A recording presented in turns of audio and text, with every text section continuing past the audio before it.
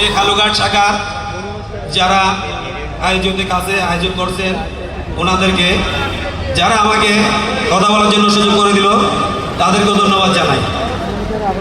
আবার কথা হচ্ছে যে যেটা আমরা এই 9 তারিখে যে জামাটা আমাদের হয়েছিল, 8 তারিখে যে জামাটা আমাদের হয়েছিল যে সীতাকুণ্ডতে, ওইটা নিয়ে আমরা যদি কেউ মনে না লেগে এভাবে যদি কাঁধে কাঁধ মিলে হাতে হাত লেগে যদি কাজ করতে পারি, অবশ্যই আমাদের জন্য মঙ্গল হবে। কারণ দেখেন আপনারা, ভালো কাজ করতে গেলে বাধা আসবে, ভালো কাজে শয়তানে কেন আপনার হামলা করবে। আপনি খারাপ কাজ করলে এটা কোনো শয়তান ঢুকবে না।